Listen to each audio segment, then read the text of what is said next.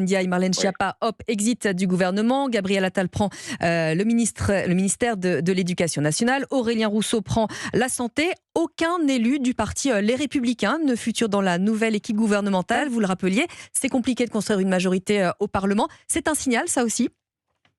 Alors c'est un double signal, ça veut dire qu'effectivement, malgré l'intensité de la conversation, votre service politique le sait mieux que moi, sur le bord droit de la Macronie avec les Républicains, un tour d'horizon, on a beaucoup travaillé, on a beaucoup cherché, puis finalement ça s'est pas passé.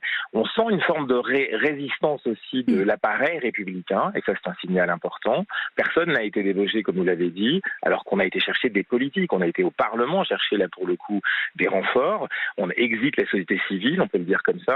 Oui, c'est un signal important pour la suite. Ça veut dire que la marge de manœuvre d'Emmanuel Macron sur son bord droit, elle est quand même extrêmement réduite et que d'ici les européennes de 2024, l'année prochaine, il va falloir ferrailler au Parlement, à l'Assemblée nationale en particulier, mais peut-être aussi au Sénat. Et alors, on le rappelle, pas de majorité absolue à l'Assemblée. Ça a compliqué, bien entendu, la tâche du gouvernement sur les retraites. Il y a encore des textes importants à venir, Jean-Christophe Gallien.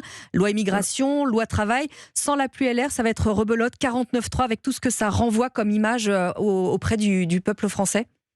Moi, je crois on est dans. Rappelons-nous qu'on est à peine au bout d'un an du deuxième mandat d'Emmanuel Macron. C'est-à-dire qu'on a le sentiment que, alors que si on interroge certains de nos compatriotes et même soi-même, on peut se dire, on a l'impression qu'il y a depuis tellement longtemps que c'est bientôt la fin. Et ben, pas du tout. Il reste 4 ans.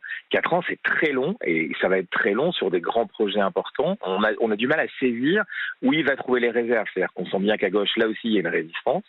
Et qu'à droite, maintenant, les positions sont clarifiées, notamment parce qu'il y a des sénatoriales qui vont peut-être, non pas renforcer la majorité républicaine, ou en tout cas cette force républicaine au Sénat, mais en tout cas l'installer pour la suite du mandat présidentiel. Et donc, oui, ça va être très compliqué. La gestion politique de ces prochaines semaines et de ces prochains mois jusqu'au vote du budget à la fin de l'année vont être très délicats. Je ne vous parle pas de 2024, où là, pour le coup, tout le monde va sortir les couteaux, parce que les couteaux politiques, bien évidemment, parce que ce sont les européennes, et c'est là où les partis politiques, élections au scrutin à la proportionnelle intégrale sur l'ensemble du territoire, vont essayer de scorer. Je pense à gauche, au vert, évidemment, mais évidemment les républicains à droite qui doivent vouloir marquer leur territoire à ce moment-là.